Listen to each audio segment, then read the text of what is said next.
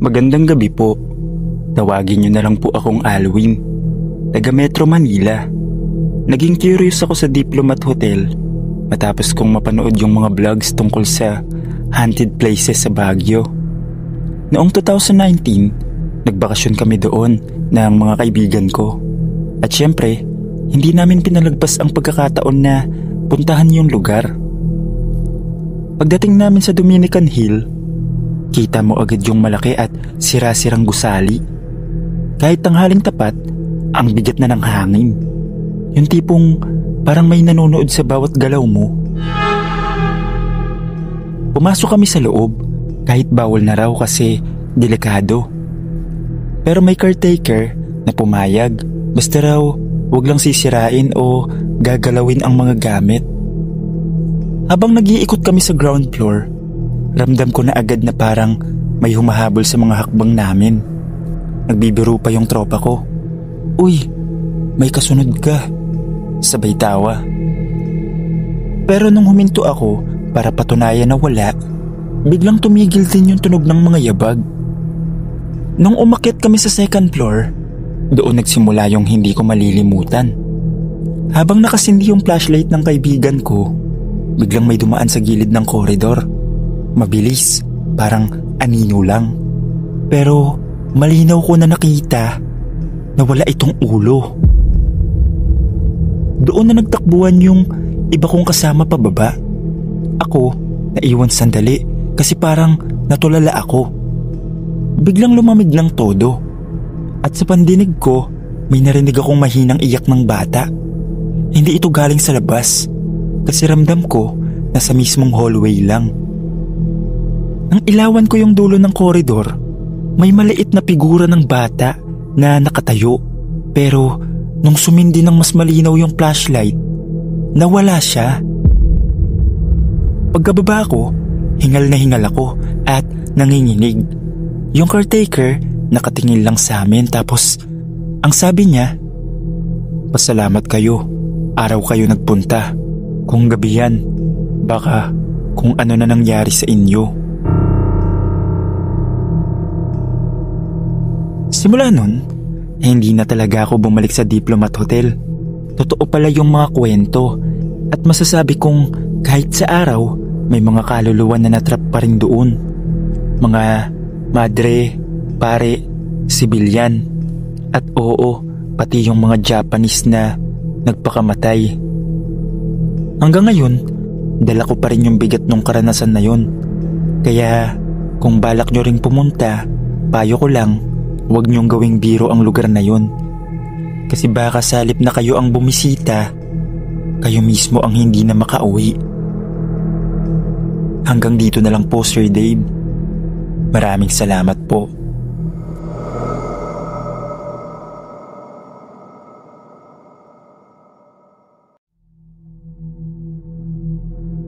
Magandang araw po. Ako po si Rain, taga Pampanga. Noong 2017, sumama ako sa retreat ng mga kaibigan ko sa Baguio. Dahil mahilig sila sa mga haunted spots, isinama nila ako sa Diplomat Hotel kahit ayoko sana. Hindi ako naniniwala noon sa multo, pero binago ng karanasang yun ang paniniwala ko. Pag-akyat namin, hindi pa ako pumapasok, pero may kakaiba na akong nararamdaman. Yung malamig na hangin, iba yung bigat. Hindi normal na lamig ng Baguio. Nung nasa harap na kami ng gusali, napansin kong may nakatitig sa amin mula sa mga bintana sa second floor. Akala ko, caretaker. Pero nang lumapit kami, napansin kong wala namang laman yung kwarto sa loob at sarado yung pinto. Ang malinaw lang, mukha siya ng isang babae na sobrang putla at walang ekspresyon. Nung pumasok na kami, nagtatawanan pa yung mga kasama ko. Pero ako, hindi na mapakali. Habang naglilibot sila, pinilit ko rin sumama kahit parang pinipigilan ako ng sarili kong instinct. Sa isang point, umiwalay ako sandali para kunan ng litrato yung hallway. Nag-flash yung camera ko. Tapos may dalawang mukha na lumitaw sa picture. parehong may nakatayo sa dingding na parang nag-glitch. Parang nakalubog na ulo, nakatingin diretso sa akin. Nalaglag yung phone ko sa sobrang kaba. Sabi ng isa kong kasama, baka reflection lang. Pero ang tanong, reflection ng sino? Wala naman kaming katabi noon.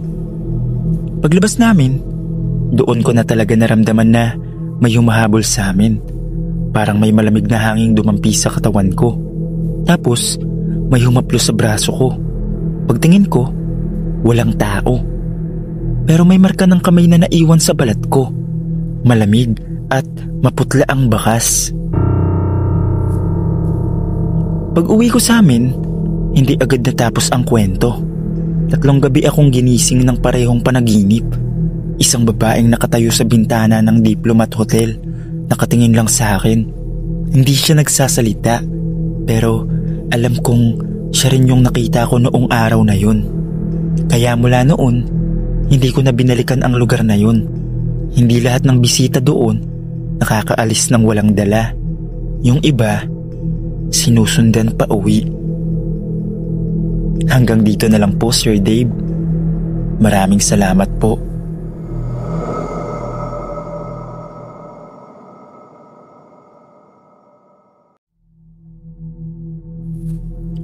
Ako si Jason, tubong Tarlac. 2015, nung una kaming nag-road trip ng tropa ko, papuntang Baguio. Tipikal na lakwatsa lang, picture dito, picture doon. Pero na-curious kami nang marinig naming bukas sa publiko ang Diplomat Hotel, kaya pinuntahan namin. Pagdating namin, unang napansin ko yung lumang fountain sa gitna ng courtyard. Sira na at wala ng tubig.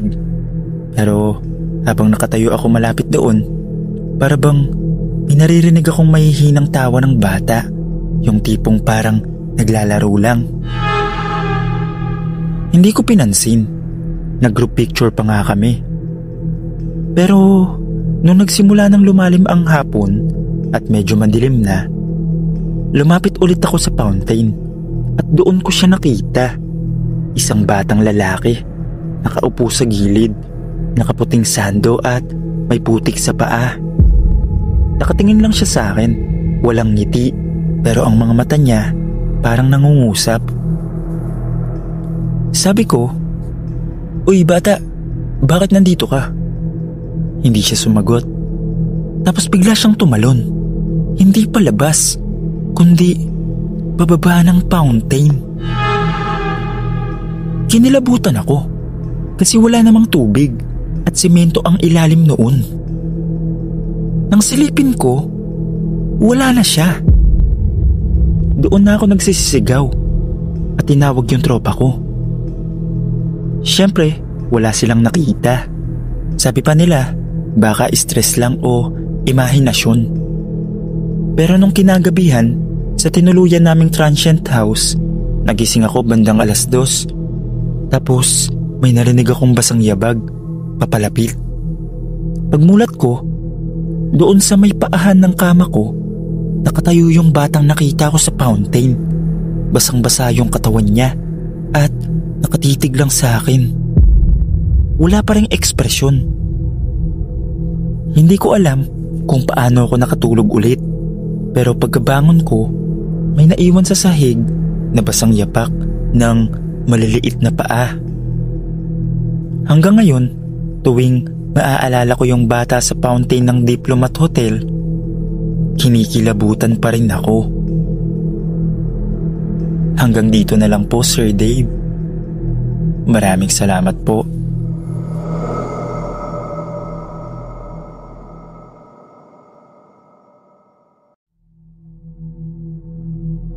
Itago niyo na lang ako sa pangalang Rudy.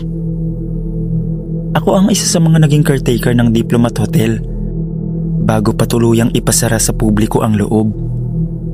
Hindi ko nababanggitin lahat ng detalye, pero ikukwento ko ang ilan sa mga naranasan ko mismo. Sanay na ako sa lugar. Araw-araw ako nagtitiis sa labas, nagbabantay sa mga bisita at nagroronda tuwing hapon. bago isara ang gate. Pero kahit ganon, hindi ko na rin mabilang kung ilang beses akong tumakbo dahil sa mga nakikita ko. Isang gabi, bandang 7:00, pinakiusapan ako ng grupo ng estudyante na pumasok daw sila para makunan ng litrato ang loob. Sabi ko, delikado, pero pumayag ako kasi dala nila yung teacher nila. Habang nasa loob sila, naiwan akong nakatayo sa may entrance. Doon ko napansin sa second floor, may lalaking nakasilip sa bintana, nakaitim at tila walang muka. Sinilip ko agad, pero wala namang tao doon kasi sarado na yung pinto ng kwartong yun. Maraming beses ko na ring naririnig yung mga iyakan ng bata sa fountain kahit wala namang bata sa paligid. Pero ang pinakamatindi, minsan habang nagro-ronda ako, bigla na lang nagsara ang lahat ng pinto sa koridor. Sabay-sabay, para bang may humahabol sa akin. Doon ako unang napadasal ng matindi. Pero ito ang hindi ko malilimutan. May narinig akong tinig ng babae sa likod ko. Malinaw ang sabi, "Hindi kayo makakaalis dito." Paglingon ko, wala namang tao. Bumaba akong nangangatog yung tuhod at halos hindi na ako makapagsalita nung tinanong ako ng kapwa ko caretaker kung anong nangyari. Kaya kung may magtatanong kung totoo ba ang mga multo sa Diplomat Hotel, masasabi kong oo at maswerte ka kung ang maipapakita lang nila ay anino o boses. Kasi may iba, ipinararamdam talaga nila na ayaw ka nilang paalisin. Hanggang dito na lang po, Sir Dave. Maraming salamat po.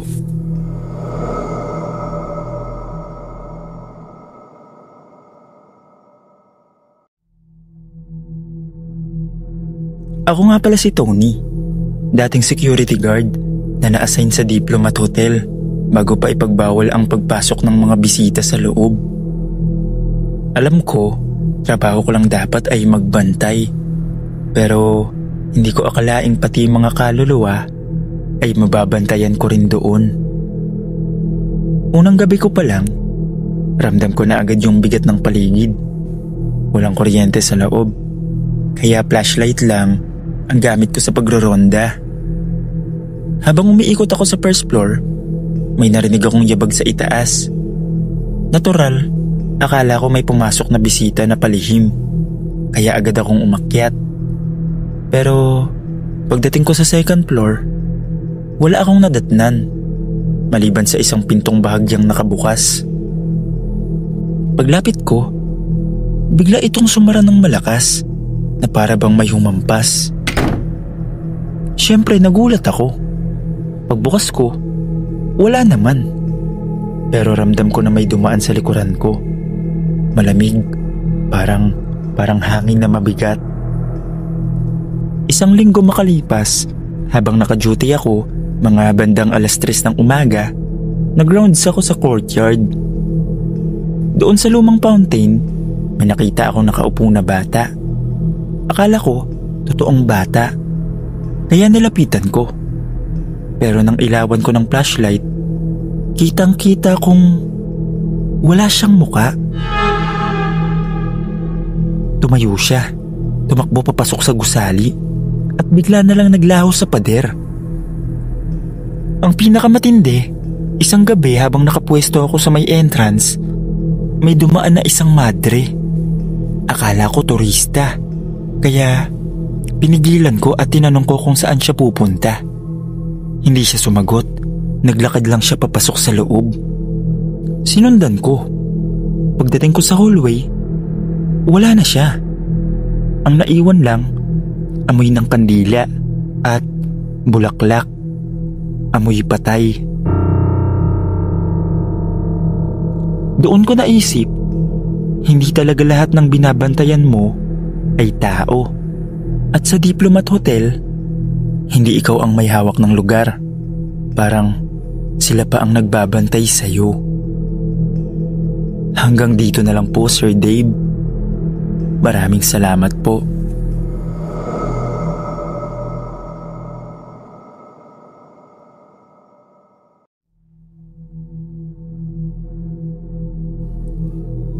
Tawagin niyo na lang akong Aling Rosa.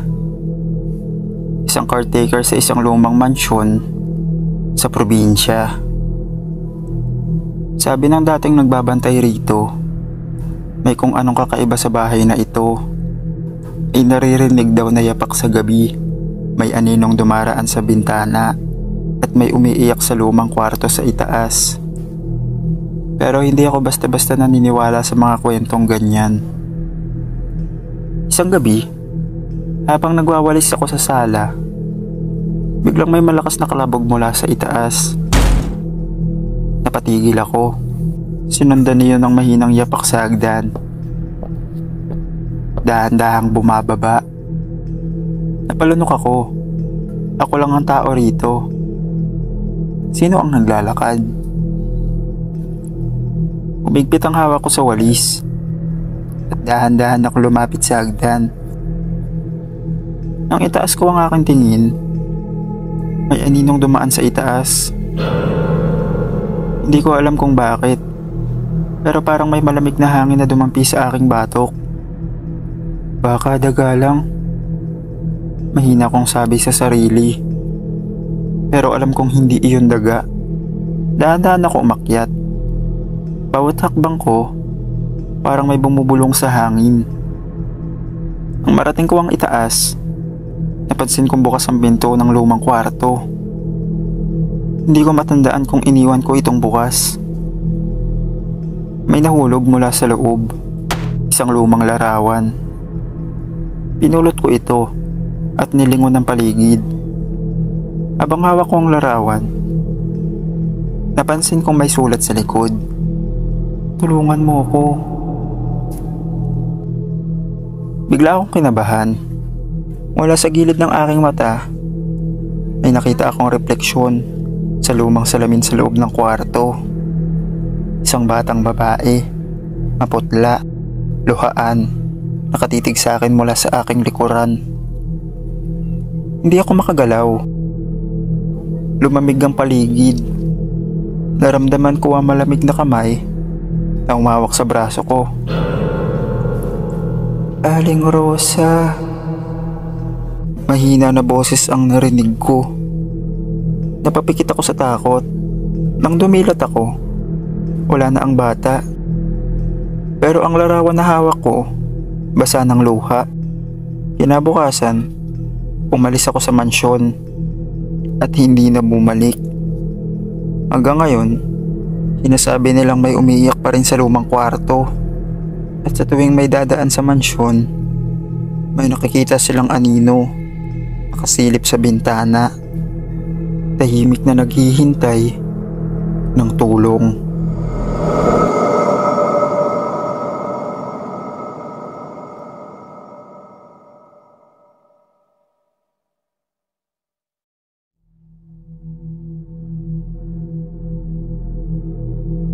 Ako si Nardo, isang caretaker sa isang maliit na rest house sa gitna ng bukirin. Tahimik at malayo sa kabiasnan ng lugar, kaya madalas akong mag-isa rito. Ngunit may isang bahagi ng bakuran na hindi ko gustong puntahan, ang matandang puno sa likod ng bahay. Sabi ng mga taga roon, may nagpakamatay raw na babae roon, ilang dekada na ang nakalipas. Simula noon, may kung anong hindi maipaliwanag na presensya sa ilalim ng punong yon. Hindi ako naniniwala sa kwento, hanggang sa may narinig ako isang gabi. Habang naglilinis ako sa loob ng bahay, biglang may pumalahaw na iyak mula sa likod. Parang boses ng isang babae, mahaba, masakit sa pandinig. Napatayo ako. Nakiramdam.